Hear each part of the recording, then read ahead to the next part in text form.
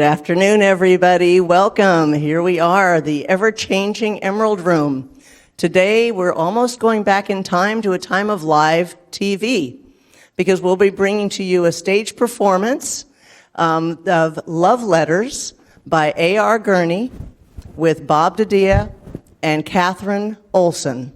So without further ado, I welcome our actors and this reading of Love Letters. Andrew Makepeace Ladd III accepts with pleasure the kind invitation of Mr. and Mrs. Gilbert Channing Gardner for a birthday party in honor of their daughter Melissa on April 19th, 1937 at 3:30. Dear Andy, thank you for the birthday present. I have a lot of Oz books, but not The Lost Princess of Oz. What made you give me that one? Sincerely yours, Melissa. I'm answering your letter about the book. When you came into second grade with that stuck-up nurse, you looked like a lost princess. I don't believe what you wrote. I think my mother told your mother to get that book. I like the pictures more than the words. Now, let's stop writing letters. I will make my L's taller than my D's. I will close up my A's and O's. I will try to make longer P's. Pass it on. You're funny. Will you be my Valentine? Were you the one who sent me a Valentine saying, "Will you be my Valentine?" Yes, I sent it. Then I will be. Unless I have to kiss you. When it's warmer out, can I come over and swim in your pool? No, you can't. I have a new nurse named Miss Hawthorne who thinks she'll give me infantile paralysis. Will you help me go down and get the milk and cookies during recess? I will if you don't ask me to marry you again. I will not write personal notes in class. I will not write personal notes in class. I will not. Merry Christmas and Happy New Year. Love, Andy Ladd. I made this card myself. It's not Santa Claus. It's a kangaroo jumping over a glass of orange juice. Do you like it? I like you. Melissa. My mother says I have to apologize in writing. I apologize for sneaking into the girls' bathhouse while you were changing into your bathing suit. Tell Miss Hawthorne I apologize to her too. Here is a picture I drew of you and me without our bathing suits on. Guess which one is you? Don't show this to anyone.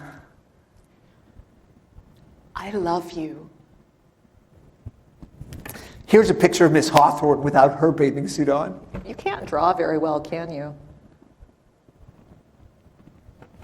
Thank you for sending me the cactus plant stuck in the little donkey. I've gotten lots of presents here in the hospital, and I have to write thank you notes for everyone. I hate it here. My throat is sore all the time from where they cut out my tonsils. They give me lots of ice cream, but they also take my temperature the wrong way. Merry Christmas and Happy New Year. Why did they send you to another school this year? Merry Christmas. They think I should be with all boys. You made me promise to send you a postcard. This is it. You're supposed to write personal notes on the backs of postcards. For example, here are some questions to help you think of things to say. Do you like Lake Saranac? Is it fun visiting your grandmother? Are your parents really getting divorced? Can you swim out into the deep part of that lake, or does Miss Hawthorne make you stay in the shallow part where it's all roped off? Is there anybody there my age? I mean boys. Please write answers to all these questions. No. No. Yes. Yes. No. Dear Melissa, remember me, Andy Ladd?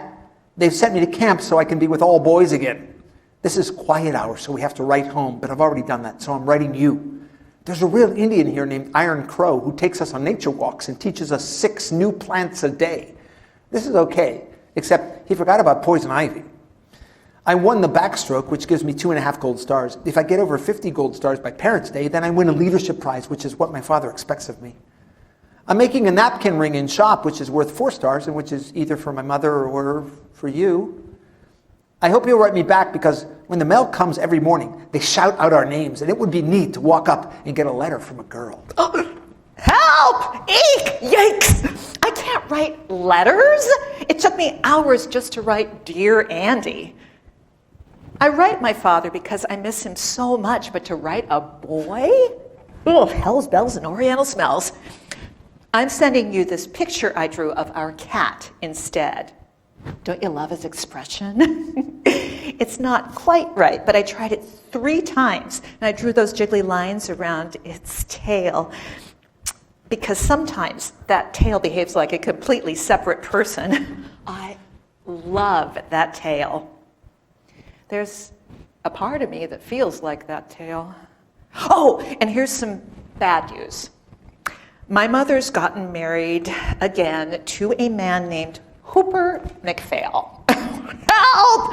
Let me out of here! I liked the cat. Is that the cat you threw in the pool that time when we were playing over at your house in 3rd grade? No, that was a different cat entirely. This is a dumb Halloween card and wouldn't scare anyone, but I'm really writing about dancing school. My parents say I have to go this year, but I don't see why I have to. I can't figure out why they keep sending us away from girls and then telling us we have to be with them. Are you going to dancing school also? Just write yes or no, since you hate writing. Yes. Dear Mrs. McPhail, I want to apologize to you for my behavior in the back of your car coming home last night from dancing school. Charlie and I were just goofing around, and I guess it just got out of hand. I'm sorry you had to pull over to the curb, and I'm sorry we tore Melissa's dress. My father says you should send me the bill, and I'll pay for it out of my allowance. Dear Andy, Mommy brought your letter up here to Lake Placid. She thought it was cute. I thought it was dumb. I could tell your father made you write it. Now, you and I both know that the fight in the car was really Charlie's fault, and Charlie never apologized, thank God. That's why I liked him, actually. As for you, you shouldn't always do what your parents want, Andy. Even at dancing school, you're always doing the right thing all the time. You're a victim of your parents sometimes. That's why I picked Charlie to do the rumba with me that time. He at least hacks around occasionally. I'm enclosing a picture I drew of a dancing bear on a chain. That's you, Andy. Sometimes I swear. I know it seems jerky, but I like writing, actually. I like writing compositions in English. I like writing letters. I like writing you. I wanted to write that letter to your mother because I knew you'd see it. So it was like talking to you when you weren't here and when you couldn't interrupt. Hint, hint. My father says everyone should write letters as much as they can. It's a dying art. He says letters are a way of presenting yourself in the best possible light to another person. I think that too. I think you sound too much like your father. But I'm not going to argue by mail. And anyway, the skiing's too good. Get well soon. I'm sorry you broke your leg. Mommy says I broke it purposely because I'm a self-destructive person and went down Whiteface Mountain without asking permission. All I know is I wish I'd broken my arm instead so I'd have a good excuse not to write letters. I'm enclosing a picture I drew of the bedpan. I'm serious. Don't you love its shape? Andrew M. Ladd III accepts with pleasure the kind invitation of Mrs. R. Ferguson Brown for a dinner in honor of her granddaughter, Melissa Gardner, before the Children's Charity Ball. I'm writing this letter to you because if I called you up, I'd start crying right on the telephone. I am really mad at you, Andy. Don't you know that when you're invited to a dinner before a dance, you're supposed to dance with the person giving it at least twice? And I don't mean my grandmother either. That's why they give dinner parties, so people get danced with. I noticed you danced with Jenny Waters, but you never danced with me once. I just think it's rude, that's all. Straighten up and fly right, Andy. How do you expect to get anywhere in life if you're rude to women? Nuts to you, Andy, and that goes double on Sunday. I didn't dance with you because I've got a stretched groin. If you don't know what that means, look it up sometime. I was going to tell you in person, but I got embarrassed. I stretched it playing hockey last week. And the only reason I dance with Ginny Waters is she takes tiny steps. But you always make me do those big spins, and we could have gotten into serious trouble. I tried it out at home with my mother first, and it hurt like hell. That's why I didn't dance with you. I'm using a heating pad now, and maybe we can dance next week at the junior assemblies. I don't believe that hockey stuff. I think Ginny Waters stretched your groin. Next time you cut in, I'm going to stretch the other one. Huh? You obviously don't know what a groin is. You obviously don't know what a joke is. Merry Christmas and Happy New Year. Guess what? I'm going to a psychiatrist now. My mother says it will do me a world of good. Don't tell anyone, though. It's supposed to be a secret. Merry Christmas and Happy New Year. I have a question, and would you please write the answer by mail? Because sometimes when you call, my mother listens in on the telephone. And when she doesn't, my little brother does. Here's the question. Do you talk about sex with a psychiatrist? I talk about sex all the time. It's terribly expensive, but I think it's worth it. If I went to a psychiatrist, I'd talk about you. Seriously, I would. I think about you quite often. Sometimes I think you like me because I'm richer than you are. Sometimes I really have that feeling. I think you like the pool and the elevator in my grandmother's house and Simpson in his butler's coat coming in with ginger ale and cookies on a silver tray. I think you like all that stuff just as much as you like me. All I know is my mother keeps saying you'd make a good match. She says if I ever married you, I'd be set up for life. But I think it's really just physical attraction. That's why I liked going into the elevator with you at your grandmother's that time. Want to try it again? Help! Let me out of here! Oh, they shipped me off to this nunnery. It is the absolute end of the world. We have to wear these sappy midi blouses and learn posture in gym and speak French out loud in class. Et moi, mon chevalier. Oh God, it's crappy here. All the girls squeal and shriek, and you can hear them barfing in the bathroom after the evening meal. We can only go to Hartford one day a week if we can find a chaperone, and there are only 2 dances with the boys a year. And if you're caught drinking, even beer, it's wham, bam, on to the next train and home, which is worse. Can you come visit me some Sunday afternoon? We can invite boys to tea from 4 to 6. There are all these biddies sitting around keeping watch, but if the weather's good, we could walk up and down the driveway before we have to sign in for evening prayers. They've made me room with this fat, spoiled bitch who has 9 pairs of shoes, and all she does is lie on her bed and listen to Finian's Rainbow. How are things in Glacamora? Who gives a shit how things are there? It's here where they're miserable. The walls of the cell are puke green, and you can't pin anything up except for school banners and pictures of your stupid family. What family? Am I supposed to sit and look at pictures of Hooper McPhail? Come save me, Andy. Or at least write, just so I can hear a boy's voice, even on paper. Just got your letter. They shipped me off too. Last minute decision. Your mother told my mother it would do me good. She said I was a diamond in the rough. I'll write as soon as I'm smoother. Dear Diamond, you too? I give up. Why do they keep pushing us together and then pulling us apart? I think we're all being brought up by a bunch of foolish farts. Now, we'll have to write letters, which I hate, but don't let them smooth you out, Andy. I like the rough parts. In fact, sometimes I think you ought to be a little rougher.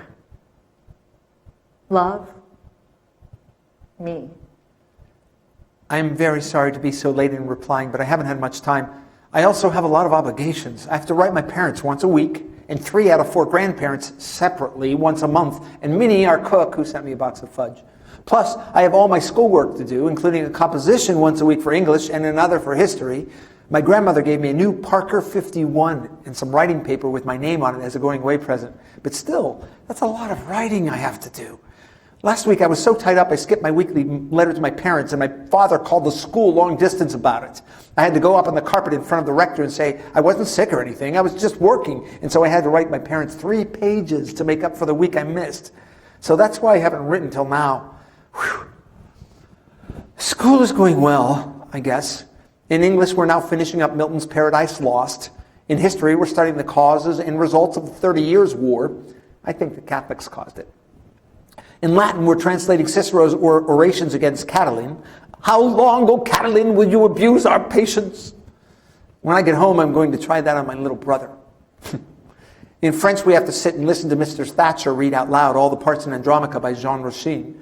It's supposed to be a great masterpiece, but the class comes right after football practice, so it's a little hard to stay awake. In sacred studies, we have to compare and contrast all 4 Gospels. It's hard to believe they're all talking about the same guy. In math, we're trying to factor with 2 unknowns. Sometimes I let X be me and Y be you. You'd be amazed how it comes out. My grades are pretty good. They post your weekly average outside study hall, and last week I got 91.7 overall average. Not bad, eh?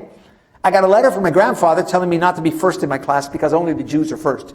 I wrote him and told him I wasn't first. But even if I was, there are no Jews here. We have a few Catholics, but they're not too smart, actually. I don't think you can be smart and be Catholic at the same time. I was elected to the student council, and I'm arguing for 3 things. 1, I think we should have outside sports rather than keeping them all intramural. I think it would be better to play with Exeter than just play with ourselves. 2, I think we should have more than 1 dance a year. I think female companionship can be healthy occasionally, even for younger boys. And 3, I think we should only have to go to chapel once on Sunday. I think it's important to pray to be a better guy and all that, but if you have to do it all day long, you can get quite boring. And if you get boring to yourself, think how boring you must be to God. I'm playing left tackle on the 3rd team, and I'll be playing hockey, of course, this winter. And I think I'll try rowing this spring, since I always stank at baseball. Now I have to memorize the last 5 lines of Paradise Lost. Hold it. Back in a little while. There. That wasn't so hard. Maybe because it reminds me of you and me, sent away from home. I'll write it down for you. Some natural tears they dropped, but wiped them soon. The world was all before them, where to choose their place of rest, and Providence their guide. They, hand in hand, with wandering steps and slow, through Eden took their solitary way. There you are. I wrote that without looking at the book, and it's right, too, because I just checked it, word for word. It's not so bad, is it? In fact, it sounds great if you recite it in the bathroom when no one else is in the shower or taking a dump. Love, Andy. Thanks for your letter, which was a little too long. I guess you have a lot of interesting things to say, Andy, but some of them are not terribly interesting to me. I want to hear more about your feelings. For instance, here are my feelings. This place stinks, but I don't want to go back home because Hooper McPhail stinks, and I haven't heard of another boarding school that doesn't stink, which means that life stinks in general. Those are my feelings for this week. Write soon. Love, me. One feeling I have almost all the time is that I miss my dog Porgy. Remember him? Our cocker who peed in the vestibule when you patted him when you came back to our house after the skating party? I miss him all the time. Some of the masters up here have dogs, and when I pat them, I miss Porgy even more. I dream about him. I wrote a composition about him for English called Will He Remember? And got a 96 on it. It was about how I remember him, but will he remember me? I have a picture of him on my bureau right next to my parents. By the way, could I have your picture too? Here's a picture of me taken at the Hartford bus station. I was all set to run away and then decided not to. This is all you get until I get my braces off Christmas vacation. And don't look at my hair. I'm changing it. By the way, do you know a boy named Spencer Willis? There's a girl here, Annie Abbott, who met him in Edgartown last summer and thinks he's cute. Would you ask him what he thinks of her? Spencer Willis says Annie Abbott is a potential nympho. I'm sorry to tell you this, but it's true. Annie says to tell Spencer he's a total turkey. Tell him she'd write and say so herself, but she's afraid of barfing all over the page. Do you get out for Thanksgiving? We don't because of the war. We do, but I don't. I've been grounded for smoking one lousy Chesterfield out behind the art studio, so now I have to stay here and eat stale turkey with Cubans and Californians. That's all right. I was supposed to meet Mommy in New York, but it looks like she can't be there because she's going to Reno to divorce Hooper McPhail. Yippee! Yay! He was a jerk and a pill, and he used to bother me in bed, if you must know. I liked seeing you Christmas vacation, particularly with your braces off. I really liked necking with you in the Watson's rumpus room. Will you go steady with me? I don't believe in going steady. It's against my religion. I hated that stuff with all those pairs of pimply people in the Watson's basement leaning on each other, swaying to dumb music with all the lights off. I mean, if that's going steady, I say, screw it. My mother says you should meet as many boys as you can before you have to settle down and marry one of them. That way, you'll make less of a mistake. It didn't work for her, but maybe it'll work for me. Can we at least go to the movies together during the spring vacation? I don't know, Andy. I like seeing you, but I don't want to go home much anymore. My mother gets drunk a lot, if you must know, and comes into my room all the time and talks endlessly about I don't know what because she slurs her words. The only really good time I had was when I came over to your house on Christmas Eve. That was fun. Singing around the piano, hanging up the stockings, playing Chinese checkers with your brother, helping your mother make the gravy. I liked all that. You may not have as much money as we have, but you've got a better family. So, spring vacation, I'm going to visit my grandmother in Palm Beach. Ho hum. At least I'll get a tan. P.S. Enclosed is a picture I drew of your dog Porgy, who I remember from Christmas Eve. The nose is wrong, but don't you think the eyes are good? I'm stroking the 4th crew now. Yesterday I rowed number 2 on the 3rd. Tomorrow I may row number 6 on the 2nd, or number 4 on the 5th. Who knows? You get out there and work your butt off, and the launch comes alongside and looks you over, and the next day they post a list on the bulletin board saying who will row what. They never tell you what you did right or wrong, whether you're shooting your slide or bending your back or what. They just post the latest results for all to see. Some days I think I'm doing really well, and I get sent down 2 crews. One day I was obviously hacking around, and they moved me up. There's no rhyme or reason. I went to Mr. Clark, who is the head of rowing, and I said, look, Mr. Clark, there's something wrong about this system. People are constantly moving up and down, and no one knows why. It doesn't seem to have anything to do with whether you're good or bad, strong or weak, coordinated or uncoordinated. It all seems random, sir. And Mr. Clark said, that's life, Andy, and walked away. Well, maybe that's life, but that doesn't have to be life. You could easily make rules which made sense, so the good ones moved up and the bad ones moved down, and people knew what was going on. I'm serious. I'm thinking about going to law school later on. Your last letter was too much about rowing.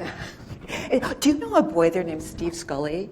I met him down in Florida, and he said he went to your school and was on the 1st crew. He said he was the fastest rower in the boat. Is that true, or was he lying? I think he may have been lying. Steve Scully was lying. He doesn't even row. And if he did and rowed faster than everyone else in the same boat, he'd mess the whole thing up. He said he got to second base with you. Is that true? Steve Scully is a lying son of a bitch, and you can tell him I said so. Will you be around this summer? I think I've got a summer job caddying, so no more camp, thank God. I'll be visiting my father in California. I haven't seen him in 4 years. He has a new wife, and I have 2 half-sisters now. It's like going to find a whole new family. Oh, I hope. Do you like California? Write me about California. How's your second family? Did you get my letters? I checked with your mother, and I had the correct address. How come you haven't answered me all summer?